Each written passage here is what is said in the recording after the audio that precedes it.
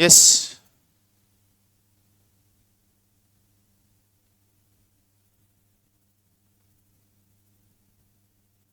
Question number 6, जिसपे हमने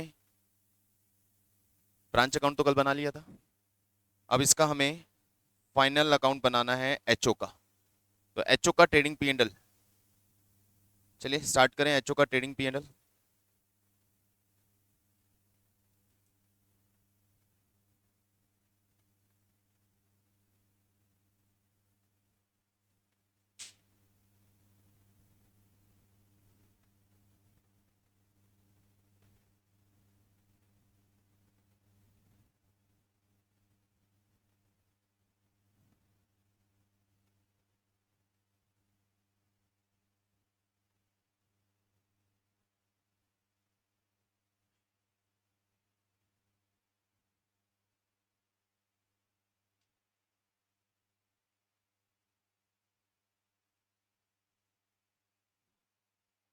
simple trading and P and L account of head office.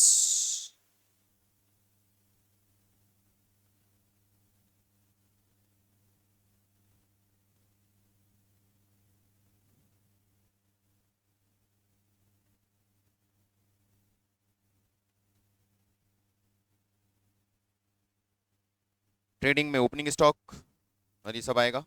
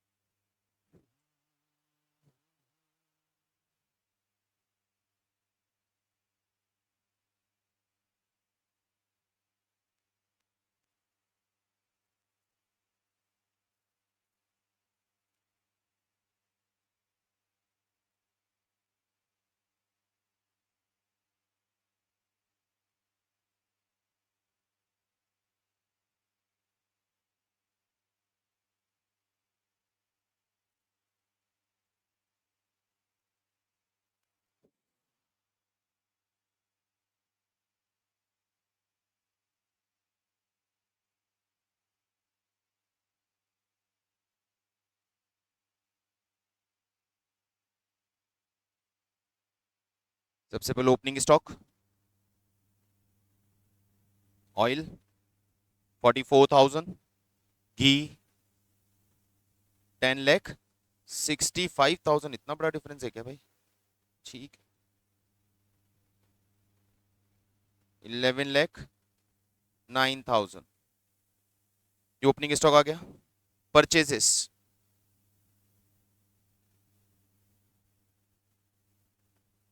Oil, oil का purchases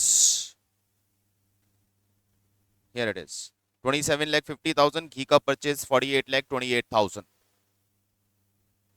27,50,000, 48,28,000। अब यहां पे ध्यान रखिएगा, एचओ ने कुछ गुड्स ब्रांच को ट्रांसफर की थी, वो परचेज ही ट्रांसफर की होंगी। अब उसे एचओ दो तरीके से डील कर सकता है, या तो परचेज में से लेस करके या क्रेडिट साइड पे दिखा के। लेकिन दोनों जगह किस प्राइस पे रिकॉर्ड होगा, इनवॉइस पे या कॉस्ट प्राइस पे, ये बता दीजिए बस आप।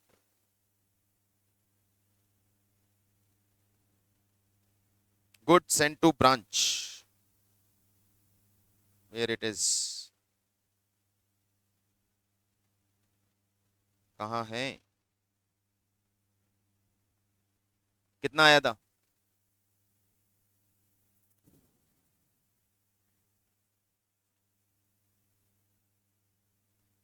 12 लाख एंड 5,40,000, तो टोटल 17,40,000 किस प्राइस पे रिकॉर्ड होगा?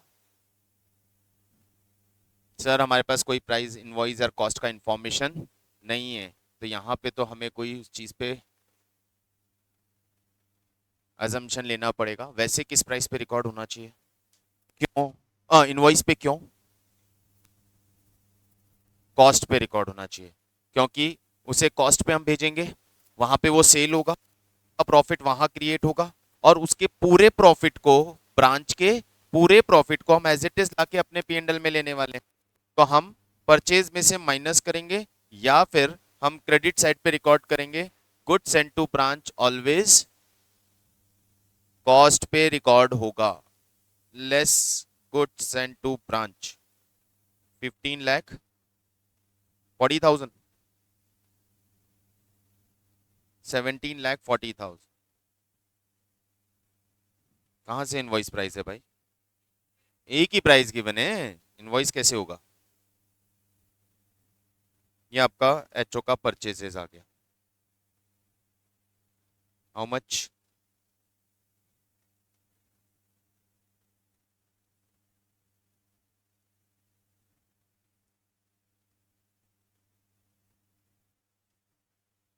अब एचओ के direct expenses, direct expenses of HO 6,35,800,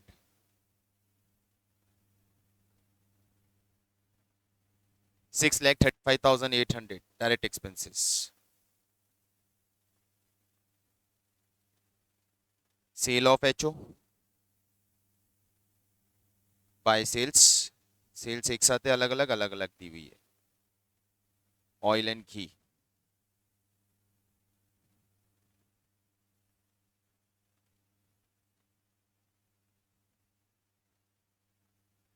24,10,000, 38,40,500, ये इनका सेल्स हो गया।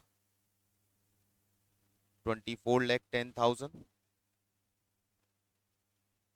38,40,000, 62,50,500। Closing stock,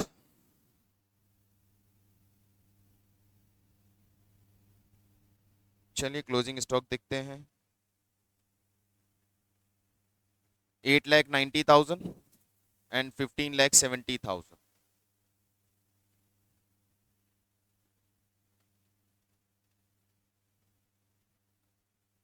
total closing stock हो गया आपका 24,60,000। अब आ गया जीपी,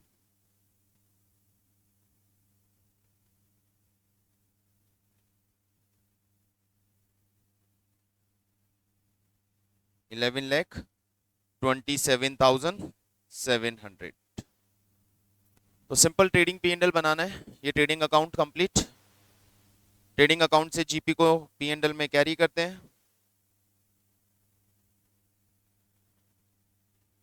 11,27,700।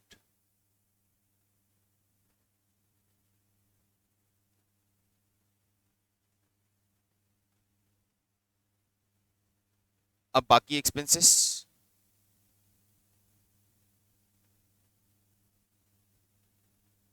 डेप्रिसिएशन, मैनेजर का सैलरी, मैनेजर का कमीशन, और कुछ, बस। ये तो ब्रांच के हैं ना। तो depreciation to manager salary. Depreciation कैसे निकालोगे? डेप्रिसिएशन कैसे निकालोगे इसमें? यहां पे हमें दे रखा है रेट ऑफ डेप्रिसिएशन फर्नीचर का 10%, बिल्डिंग का 5%, and already adjusted in the above figure. तो फर्नीचर, हियर इट इज, देखो डेप्रिसिएशन फर्नीचर का चेक करके देखो।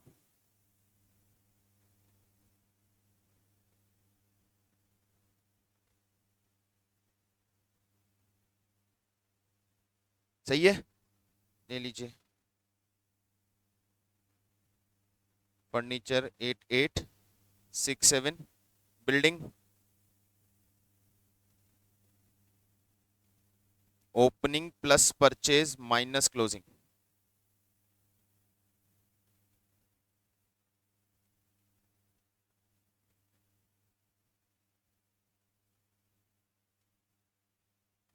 $37,620।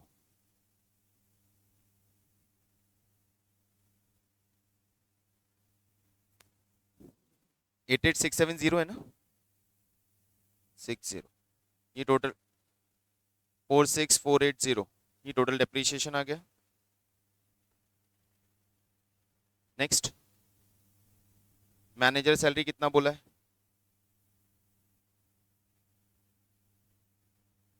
मैनेजर सैलरी बोल रहा है यहाँ पे, general manager entitle salary 20,000 per month, तो 20,000 पर मंथ से मैनेजर का सैलरी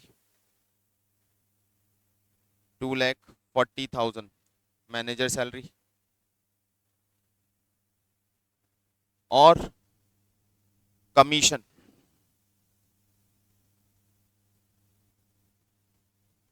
लेकिन उससे पहले यहाँ पे लेकर आओगे आपका ब्रांच प्रॉफिट।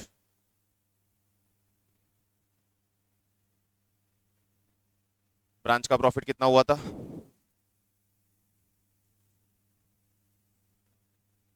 2,06,300 ब्रांच प्रॉफिट, ये ब्रांच प्रॉफिट यहाँ ले आइए। और अब मैनेजर को कमीशन दे दो। मैनेजर का कमीशन कितना है? जनरल मैनेजर, अच्छा जनरल एक्सपेंसेस भी हैं, जनरल मैनेजर का कमीशन कहाँ है? तो ब्रांच मैनेजर का कमीशन था, branch manager is entitled to 10% commission on overall organisational profit after charging commission, तो ब्रांच मैनेजर का कमीशन हो गया। जनरल मैनेजर, जनरल मैनेजर का कोई commission, general manager incurred by head, general expenses incurred by head office is 1,86,000, general expenses डालो 1,86,000।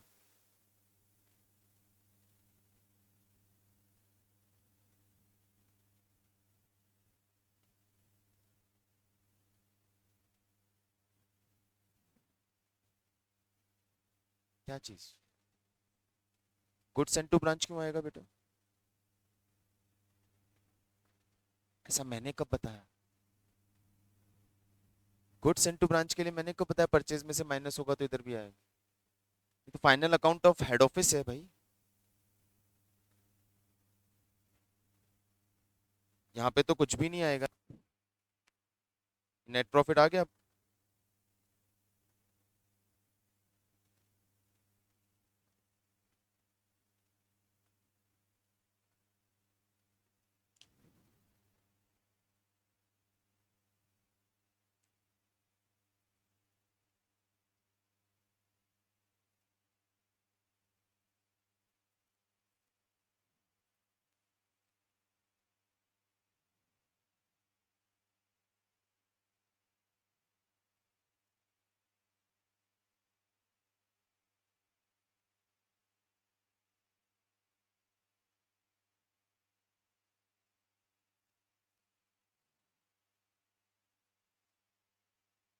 ठीक है, question number 5,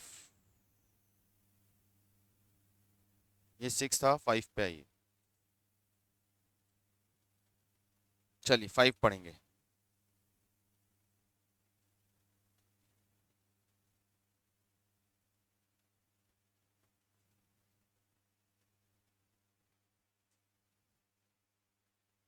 branch account and branch trading and P&L account,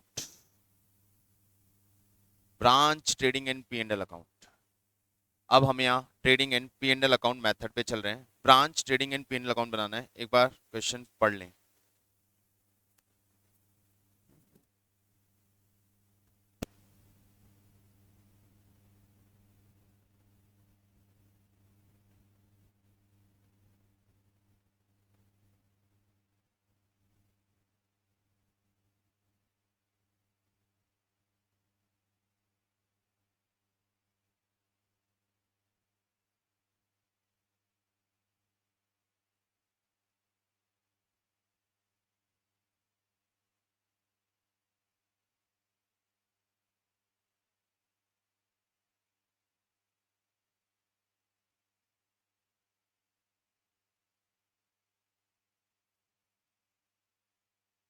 Chennai started on branches started on 1st January, has two branches at Madurai and Tiruchi. All goods sold at branches are received from the HO, invoiced at cost plus 25%.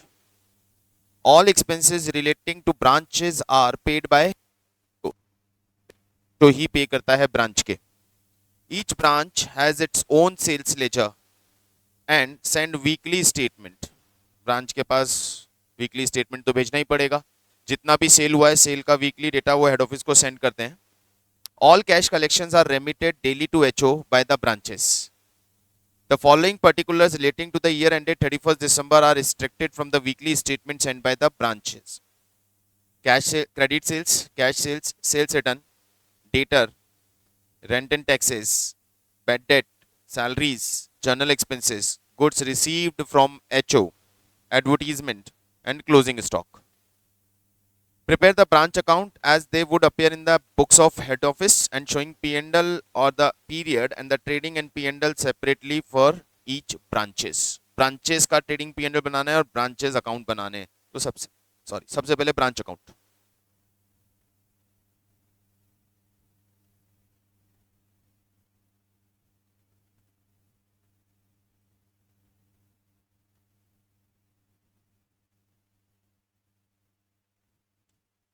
Branch account.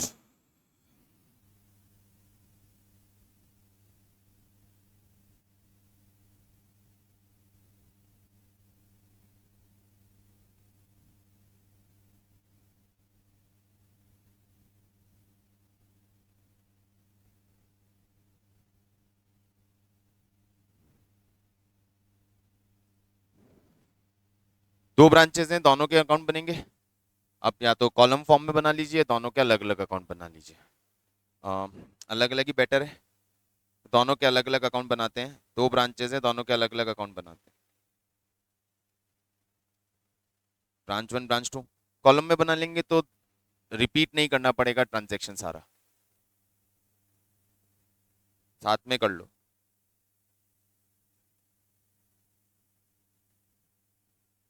जिसको जैसे सही लगे.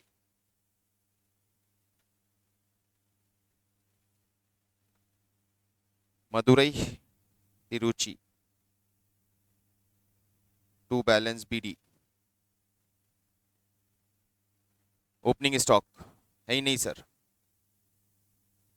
है ही नहीं. क्यों नहीं है सर? ब्रांच अभी स्टार्ट हुई है तो स्टॉक हो नहीं सकता. To get send to branch. Goods receive from HO 150 125.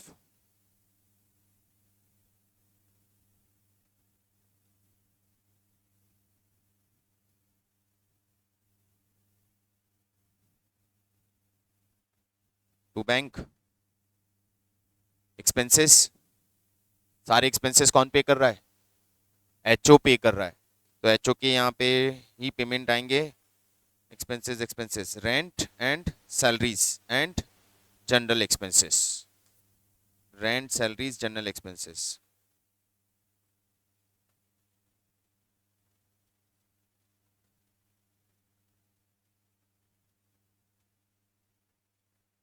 Note कर लीजिए. 32 45 16 and 18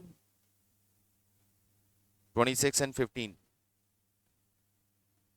3200 4500 18,000 18,000 2600 1500. ये एक्सपेंसेस का पेमेंट हो गया ब्रांच साइड्स बाय. एडवर्टाइजमेंट भी है क्या? हाँ है ना, ये भी आएगा. सारे आएगा. 7500 5200.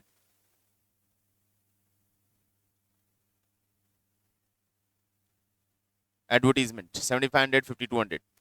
ये सारे एक्सपेंसेस आ गए. Expenses of branch paid by HO. By remittance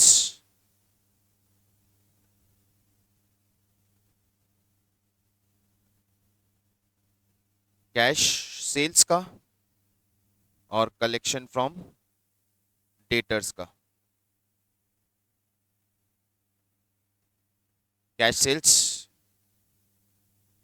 78 600 85 200.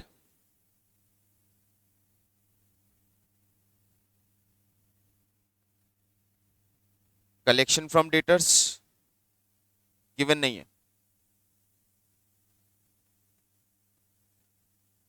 Debtor account memorandum debtor account.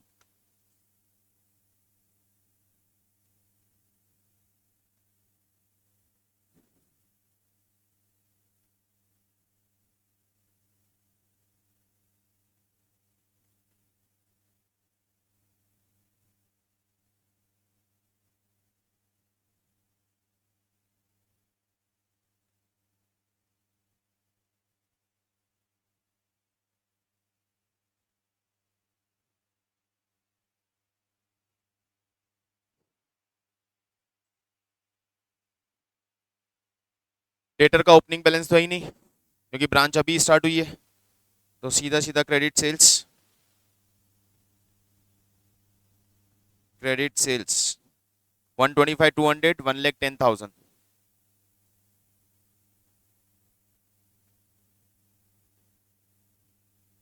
Sales return, bad debt, sales return 2300 1200,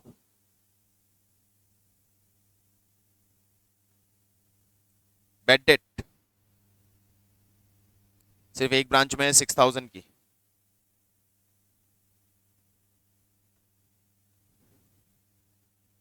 अब क्लोजिंग बैलेंस और collection from debtors.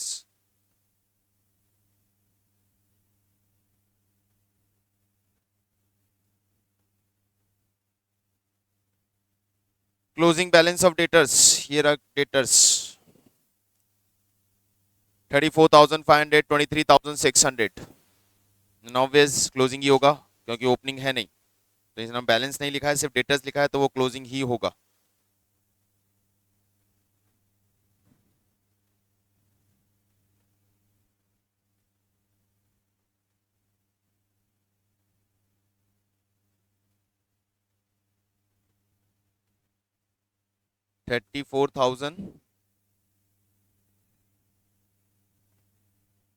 Closing balance था 34,500 एंड 23,600। तो बैलेंसिंग फिगर से कैश कलेक्शन आया debtors का 82,400 and 85,200।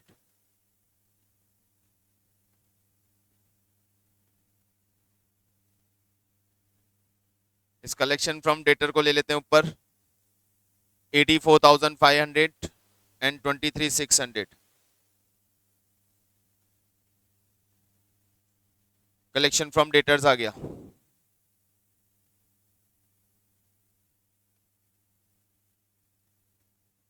Eighty two 400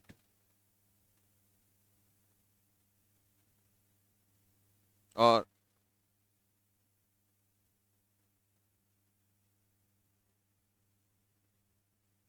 वो भी यही है भाई,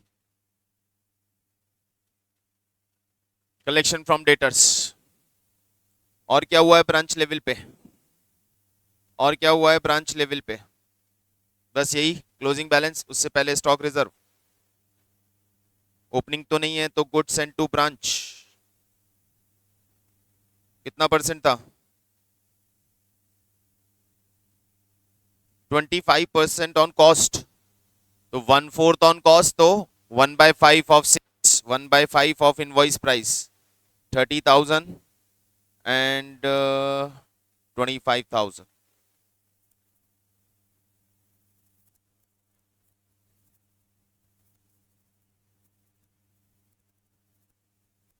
closing stock balance BD, balance CD, किसका बैलेंस बचा हमारे पास, सिर्फ डेटर्स का बैलेंस बचा 34,500 एंड 23,600। प्रॉफिट निकाल दीजिए। नहीं, स्टॉक बचा है नहीं बचा, चेक कर लो भैया,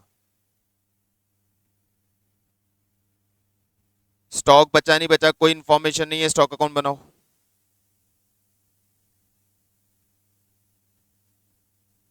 ब्रांच स्टॉक अकाउंट,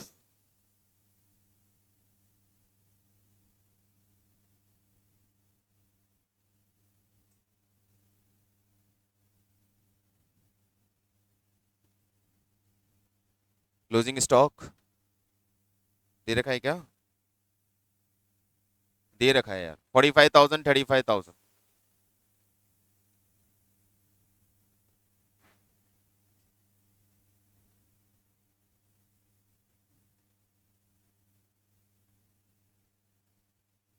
और स्टॉक आ गया तो स्टॉक का रिजर्व,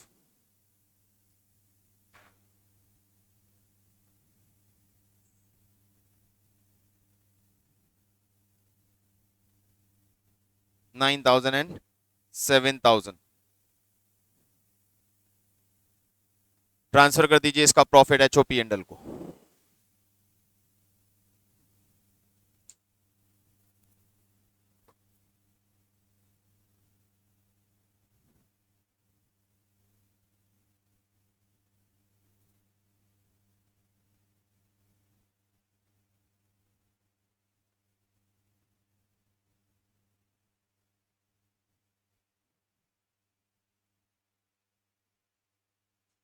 82,000 and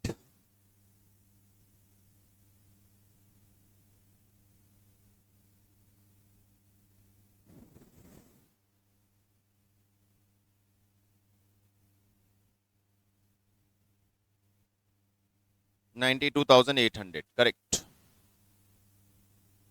अभी एक बार स्टॉक अकाउंट बना के वेरीफाई करते हैं। स्टॉक अकाउंट बना के वेरीफाई करो।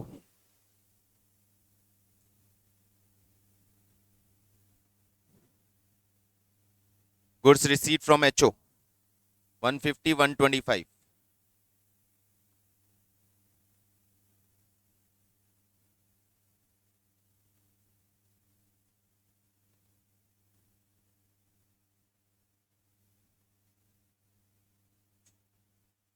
Cell cash and credit sales cash sales 78,600 85,200 credit sales net of return credit sales लेंगे नेट ऑफ रिटर्न। ये सेल्स थी और ये सेल्स रिटर्न माइनस करके credit sales net of return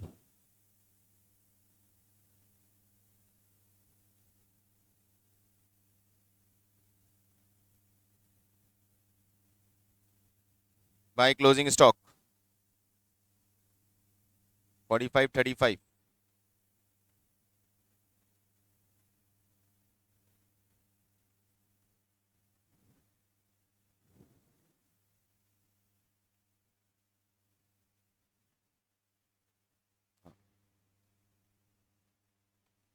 match नहीं हो रहा है। डिफरेंस देखो किधर आ रहा है।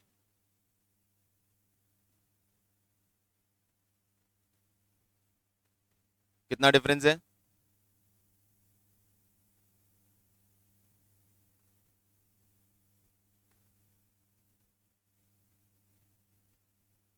सब इनवॉइस पे बनता है बेटा। ब्रांच स्टॉक अकाउंट कहाँ है दिमाग यार। ब्रांच स्टॉक अकाउंट इनवॉइस पे ही तो बनता है, बताया जा चुका है ना आपको।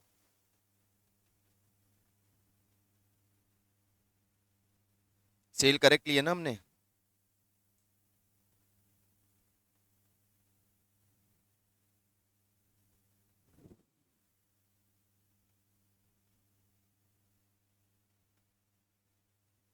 कितना आ रहा है? 96 500 और 1,04,000।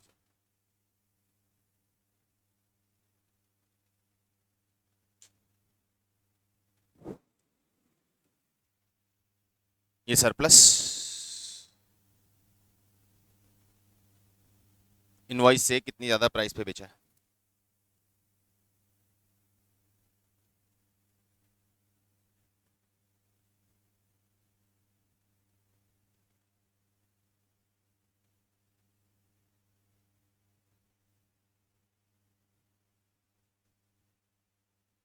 और प्रैक्टिकली देखें तो ये ही ब्रांच का जीपी भी है। ब्रांच की कॉस्ट क्या होती है? जो उसको हेड ऑफिस सेंड करता है वो ब्रांच की कॉस्ट होती है। यदि हेड ऑफिस ने उसे इनवॉइस पे या किसी भी प्राइस पे सेंड किया है तो उसकी कॉस्ट तो इनवॉइस ही होगी। ट्रेडिंग अकाउंट जब बनाते हो तो डेबिट साइड पे आप लिखते हो opening stock and purchases. Branch का ट्रेडिंग का ओपनिंग स्टॉक जो ब्रांच के पास स्टॉक है that is on invoice. Branch के पास का परचेस जो एचओ ने भेजा वो भी ऑन इनवॉइस। ब्रांच का सेल जो ब्रांच ने सेल किया। ब्रांच का क्लोजिंग स्टॉक वही जो उसके पास है एट इनवॉइस। तो वहां पे यदि कोई डिफरेंस है तो दैट डिफरेंस इज जीपी। वो जीपी नॉर्मली सा जीपी होगा क्या? यदि ब्रांच इनवॉइस पे ही सेल कर देती है तो जीपी नहीं होगा, लेकिन ब्रांच इनवॉइस से ज्यादा पे सेल करती है तो ही जीपी होगा।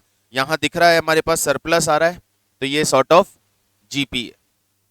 ब्रांच अकाउंट ब्रांच के प्रॉफिट्स हमने निकाल लिए, यहां तक कोई प्रॉब्लम नहीं, ये तो कंफर्टेबल है। अब हम next method trading P and L method पे आ रहे हैं और ब्रांच का प्रॉफिट कैलकुलेट करेंगे ब्रांच का trading and P and L account बना के।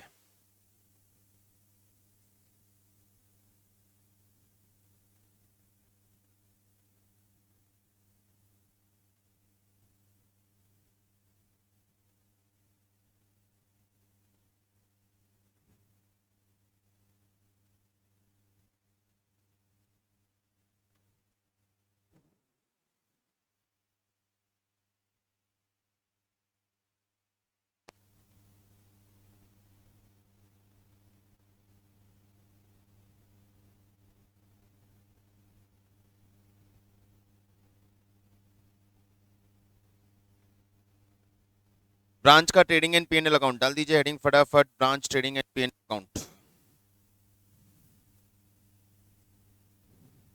सबसे पहले इसने गुड्स रिसीव्ड की है, गुड्स रिसीव्ड फ्रॉम एचओ, जिसे आप गुड्स सेंड टू एचओ भी लिखोगे चलेगा। ये एक्चुअली जो trading and PNL account branch का बन रहा है ना, ये कोई रियल अकाउंटिंग पार्ट नहीं है।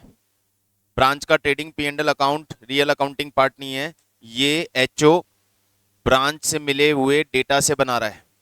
तो ब्रांच के डेटा कैसे हैं? ब्रांच के डेटा सारे के सारे रॉ डेटा है। ब्रांच कोई अकाउंटिंग तो कर नहीं रहा, तो ब्रांच के पास कोई लेजर नहीं है, ब्रांच के पास डायरी है।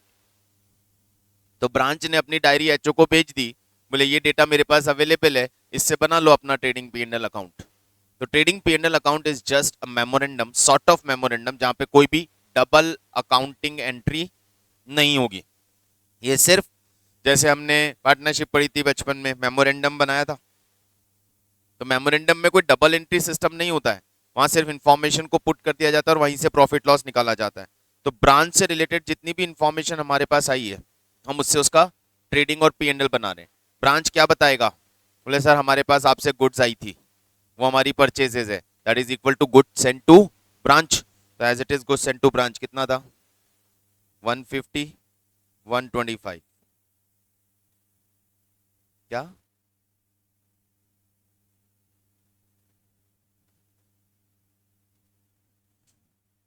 ब्रांच ने सेल्स कंडक्ट की, तो सेल्स का रजिस्टर वो हर हफ्ते भेज ही रही है, उसके सेल्स रजिस्टर से हमने पता कर लिया उसने कैश सेल्स कितनी की और क्रेडिट सेल्स कितनी की। उसने कैश सेल्स कितनी की और क्रेडिट सेल्स कितनी की, एक्चुअली ये ऊपर वाला अकाउंट कॉपी करना है हमें। 78,600, 85,200, 122,900 एंड 108। फिर ब्रांच का क्लोजिंग स्टॉक 45,000 एंड 35,000। क्या ब्रांच में कोई डायरेक्ट एक्सपेंसेस हुए थे? ब्रांच के कोई डायरेक्ट एक्सपेंसेस हुए थे? ब्रांच में कोई डायरेक्ट एक्सपेंसेस हुए थे? एक्सपेंसेस ब्रांच के ब्रांच अकाउंट में लिखे तो उसमें कोई भी डायरेक्ट नहीं है। Rent, salary, general expenses, advertisement, कोई भी डायरेक्ट नहीं है, सारे इनडायरेक्ट एक्सपेंसेस हैं। तो ये आ गया जीपी। ब्रांच में कोई भी डायरेक्ट एक्सपेंस कभी भी होगा भी नहीं। जीपी आ गया हमारा वही 96,500 एंड 1,04,000। इस जीपी को नीचे कॉपी कर देते हैं, बाय जीपी 96,500, 1,04,000।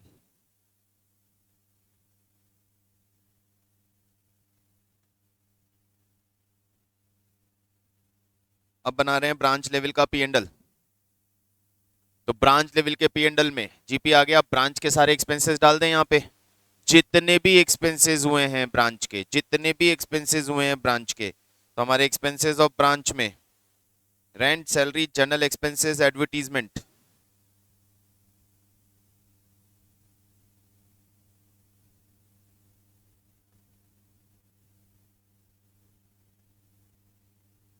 अब किसने पे किया किसने पे नहीं किया उससे कोई फर्क नहीं पड़ता। Rent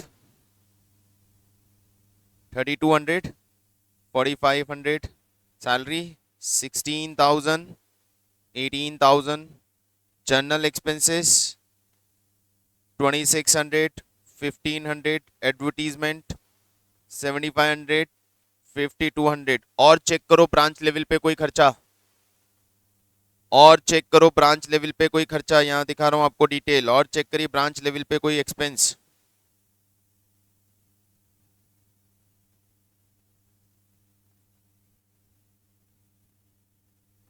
bad debt, bad debt पीएनडल में आती है भाई, बैड डेट पीएनडल में आती है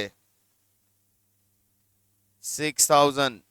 सारा खर्चा लेना है। अब यहाँ पे अब कैश नहीं, अब कैश वाला मेथड नहीं है, डेटर मेथड कैश वाला मेथड होता था, जहां ओपनिंग क्लोजिंग बैलेंस और कैश सिस्टम, ये तो नॉर्मल ट्रेडिंग पीएनडल है। तो ये सिंपली ब्रांच के ट्रेडिंग पीएनएल, ब्रांच की इंफॉर्मेशन से बचपन में जो 11th क्लास में ट्रेडिंग पीएनएल बनाया ना, बस वो बनाना है और कुछ भी नहीं चेंज करना है। निकाल दो प्रॉफिट।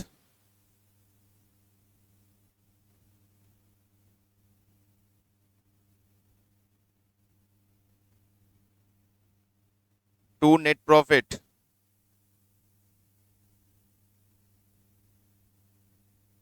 61 and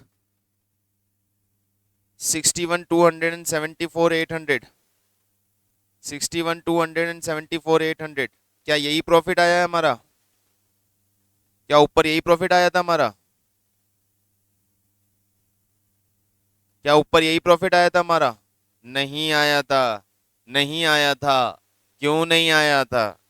क्योंकि अभी तक आपने स्टॉक रिजर्व का एडजस्टमेंट नहीं डाला है यहाँ पे। तो यहाँ पे एक एक्स्ट्रा चीज आपको करनी रहेगी, इस नेट प्रॉफिट को आपको नीचे कैरी करना है।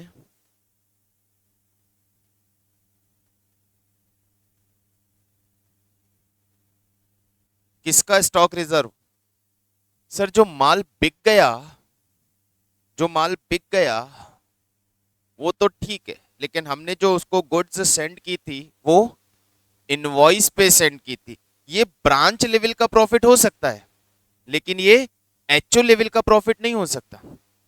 एचओ के पास प्रॉफिट तो, क्योंकि उसने तो ऑलरेडी इनवॉइस ऐड करके दिया था ना, तो एचओ लेवल पे तो प्रॉफिट ज्यादा ही होगा। तो एचओ लेवल का प्रॉफिट निकालने के लिए इसको वापस नीचे लाएं, बाय एनपी,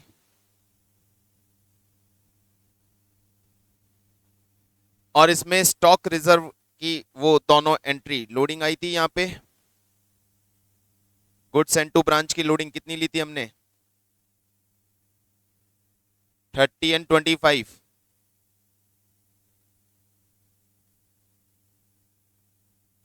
और इधर स्टॉक रिजर्व था क्लोजिंग का कितना? 9000 एंड 7000। अब देखो फाइनल नेट प्रॉफिट जो पी एंड एल में जाएगा।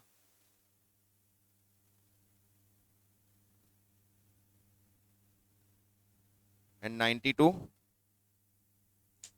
800।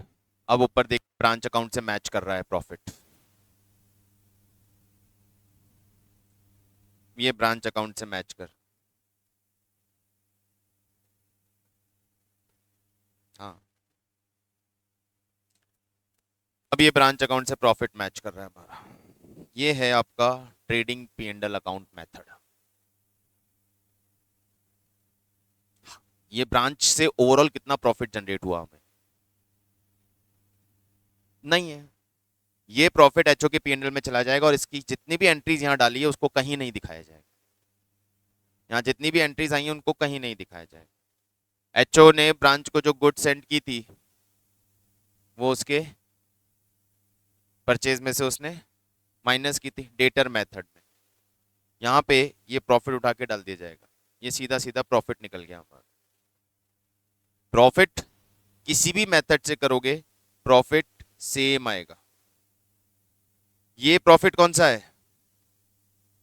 ये ब्रांच लेवल पे प्रॉफिट है, लेकिन ट्रू प्रॉफिट, एक्चुअल प्रॉफिट क्या होगा? ये एक्चुअल प्रॉफिट होगा, क्योंकि जो गुड सेंड की गई थी वो इनवॉइस पे सेंड की गई थी ना, वो उधर से ब्रांच लेवल पे एक्स्ट्रा प्राइस पे सेल करके जो उसने कमाया वो प्रॉफिट है। चलिए एक बार आराम से इसको चेक कर लीजिए, देख लीजिए।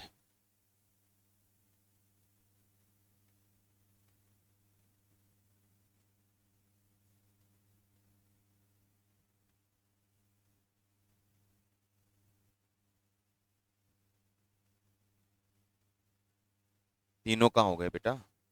स्टॉक एंड डेटर मेथड बात।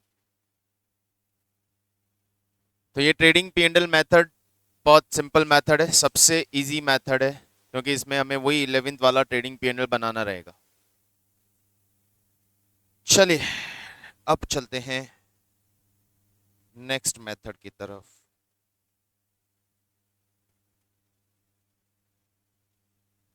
Stock and debtor method. अब ये क्या है?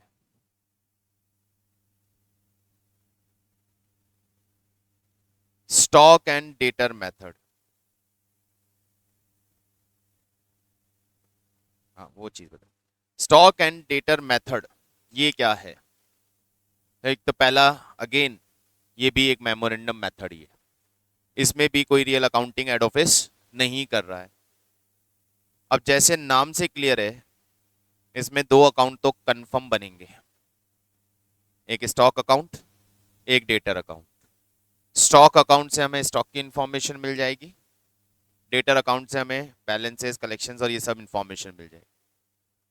अपार्ट फ्रॉम दैट इसमें मेन जो अकाउंट बनेगा जिससे इसका प्रॉफिट कैलकुलेट होता है वो है stock adjustment account, branch adjustment account. इसमें मेन जो अकाउंट है, जो सबसे मेन डिफरेंट अकाउंट है, वो है branch adjustment account. Branch adjustment account क्या है? ब्रांच एडजस्टमेंट अकाउंट एक तरह से ब्रांच का प्रॉफिट कैलकुलेशन है। ब्रांच के लेवल पे प्रॉफिट होता क्या है, सोच के देखो। ब्रांच के लेवल पे प्रॉफिट होता क्या है, सोच के देखो। हेड ऑफिस ने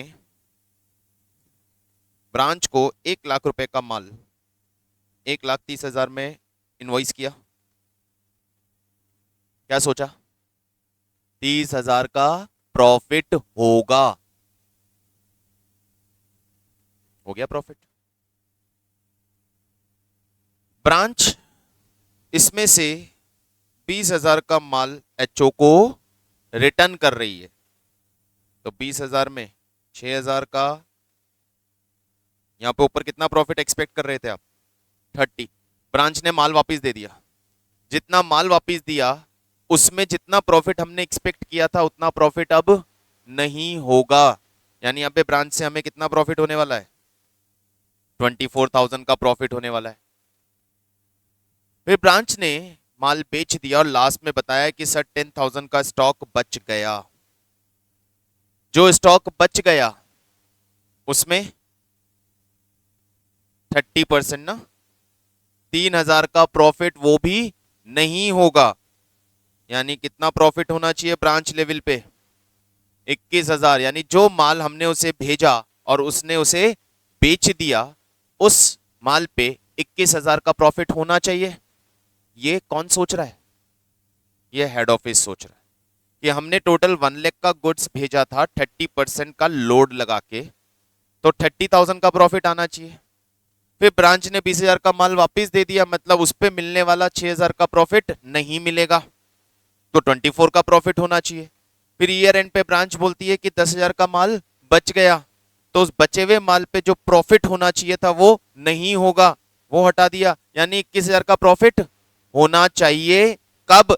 कब एचओ सोच रहा है कि जो माल मैं भेज रहा हूं उस माल को बेच के बचे हुए माल को सबको रिटर्न को एडजस्ट करके यदि ब्रांच ने मेरी बताई हुई प्राइस पे ही बेचा है तो 21,000 का प्रॉफिट होना चाहिए।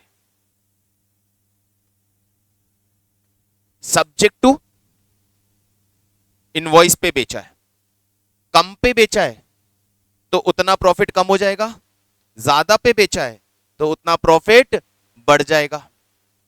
लेकिन इस प्रॉफिट को कमाने के लिए ब्रांच लेवल पे कुछ खर्चे भी तो हुए होंगे, या तो उसने पे किए या हमने हेड ऑफिस ने पे किए।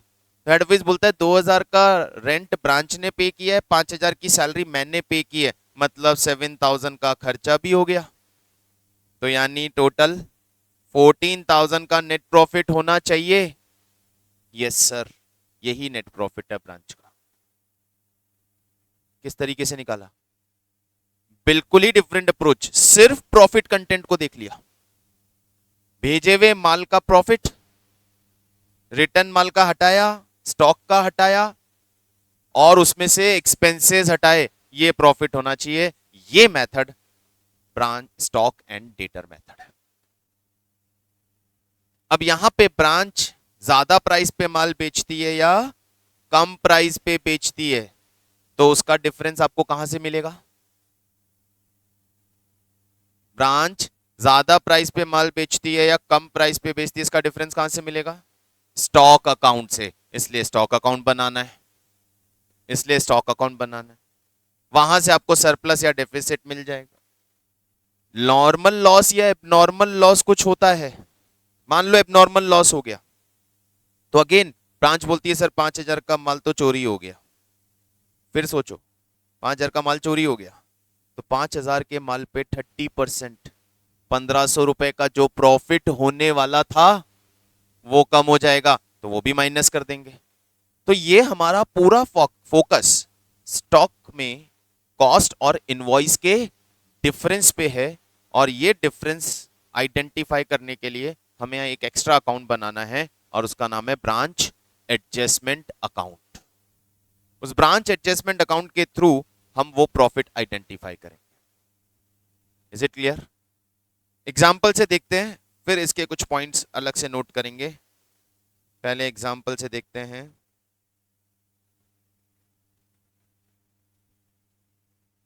स्टॉक एंड डेटर मेथड पे पहला क्वेश्चन, पहले क्वेश्चन पढ़ लें।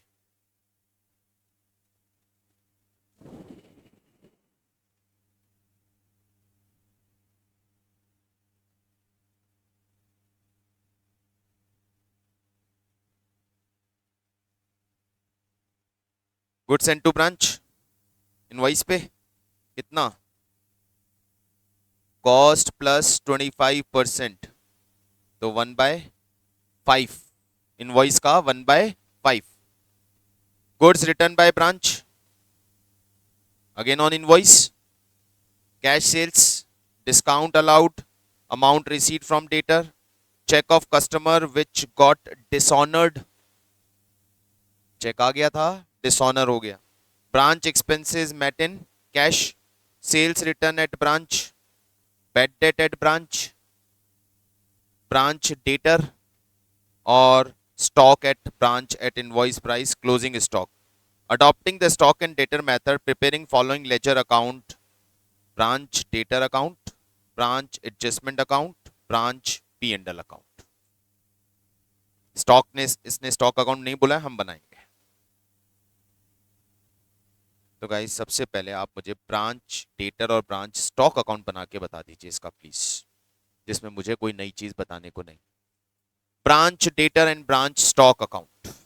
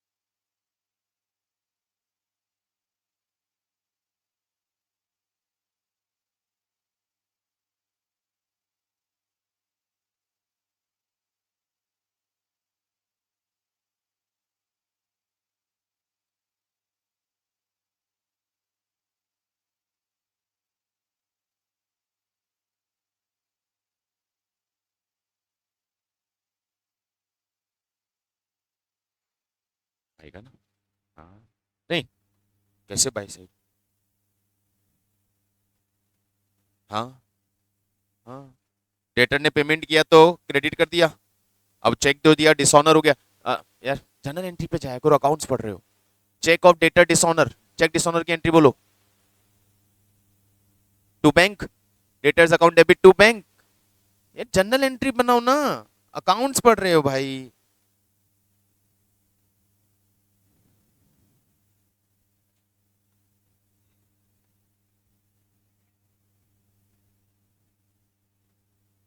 हम्म,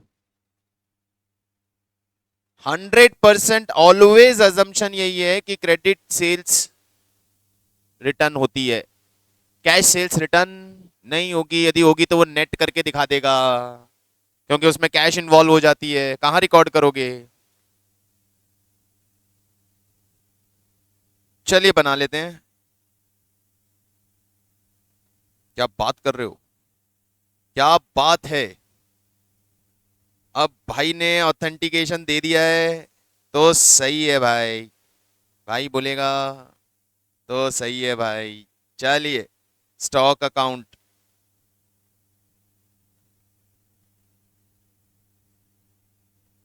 debtor account, branch stock, branch debtor to balance BD, बोलो।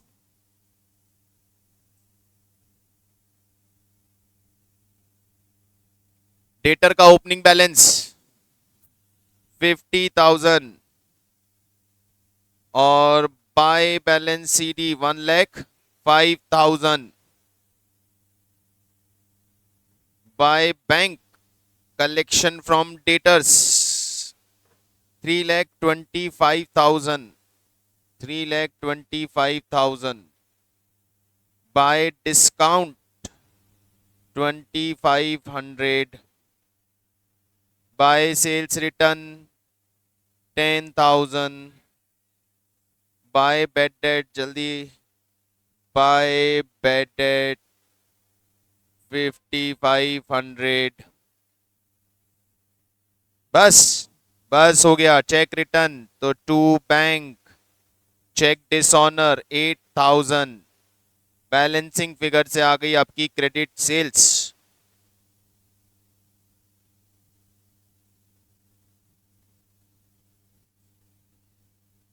बैलेंस सीडी आएगा ना, नहीं लिखा क्या मैंने? हाँ मेरे, balance CD 1,5, 3,90,000 balancing figure, credit sales आ गई भाई। क्रेडिट सेल्स में किसी को कोई समस्या? बना चुके इतने अकाउंट, कहां दिक्कत आएगी। स्टॉक अकाउंट पे आते हैं, किस पे बनेगा? इनवॉइस प्राइस पे। बोलो बोलो, मुझे बोलो। क्वेश्चन में लिखा था ना चेक डिसऑनर, चेक डिसऑनर की entry debtor account debit to bank, तो यहां पे आ जाएगा to bank. Opening stock 1,50,000, to goods and to branch, to goods and to branch 6 lakh, by goods return by branch 24,000, by sales cash 185, credit 380। Return कौन minus करेगा? Return कौन minus करेगा भाई? बोला क्रेडिट सेल स्टॉक में जब भी लेना नेट लेना।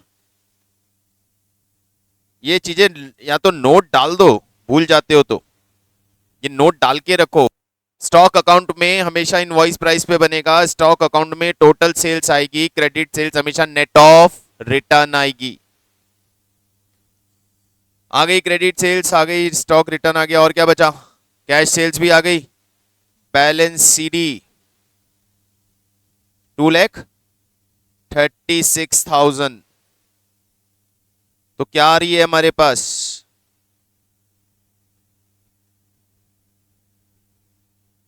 स्टॉक अकाउंट बराबर हो गया क्या? चेक करेंगे चेक करेंगे चेक करेंगे, कोई सरप्लस डेफिसिट तो नहीं, बैलेंस हो गया सर, बराबर हो गया। हाँ, कोई सरप्लस और डेफिसिट नहीं है। देख लीजिए भैया दोनों अकाउंट।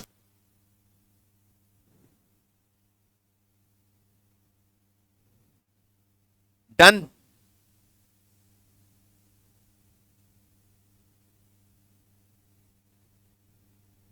पक्का। Okay, next, branch adjustment account.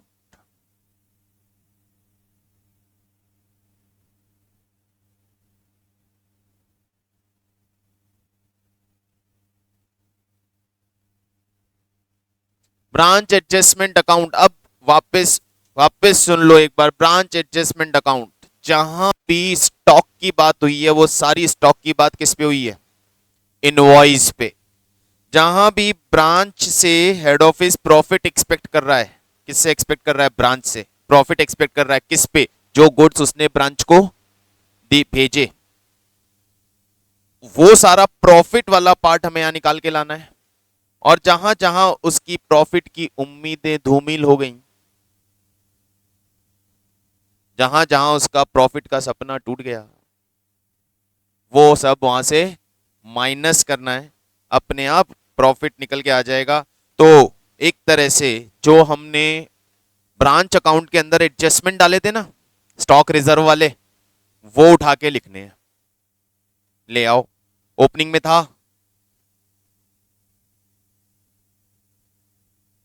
क्या हो गया? ओपनिंग स्टॉक कितना है? बाय स्टॉक रिजर्व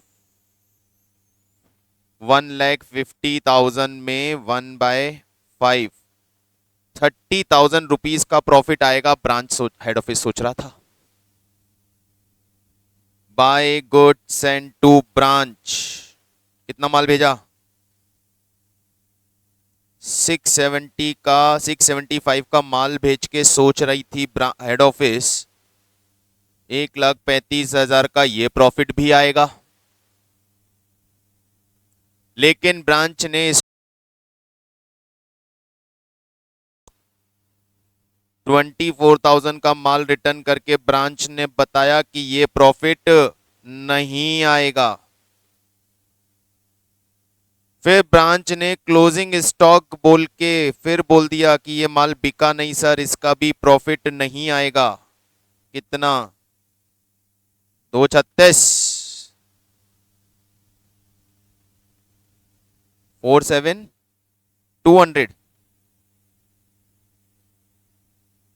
अब जो डिफरेंस है वो प्रॉफिट आना चाहिए, तो ये हो गया हमारा नेट प्रॉफिट।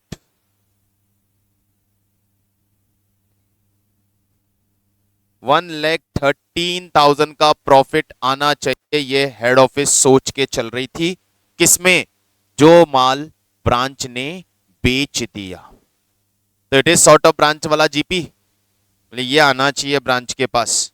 लेकिन ये लाने के लिए कुछ खर्चे करने पड़ेंगे, तो फाइनल प्रॉफिट पता चलेगा। बना लो ब्रांच पी एंडल।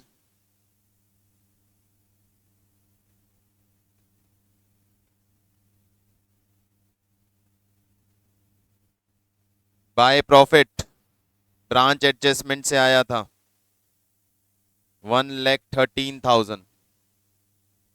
अब इसमें से ब्रांच के सारे एक्सपेंसेस डेबिट कर दो, फाइनल प्रॉफिट बच जाएगा ब्रांच का। खर्चे दिखा दो, खर्चे खर्चे खर्चे, क्या क्या खर्चे हैं? आइए देखें खर्चे क्या क्या हैं। Discount, expenses, bad debt. Discount, expenses, bad debt. To discount,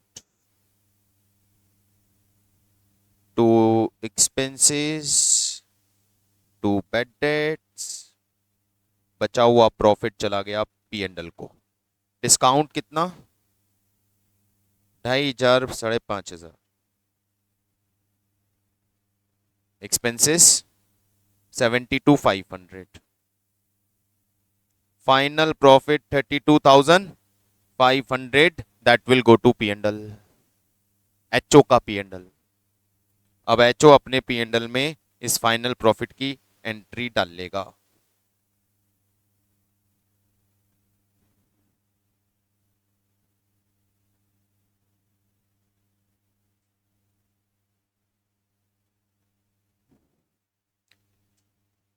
बोलेगा इस क्या ख्याल है? तो हमने एक पी एंड एल मेथड देखा और उसके साथ अभी हमने एक स्टॉक एंड डेटर मेथड का क्वेश्चन किया एंड इट्स क्वाइट सिंपल। अभी तक हमारे क्वेश्चंस में लॉस का डीलिंग नहीं हुआ है, हमने बिल्कुल बेसिक बेसिक क्वेश्चंस किए हैं। आगे चलेंगे।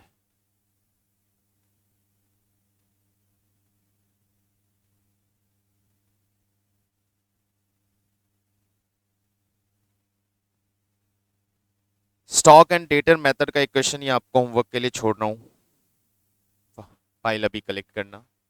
ठीक है, चलिए।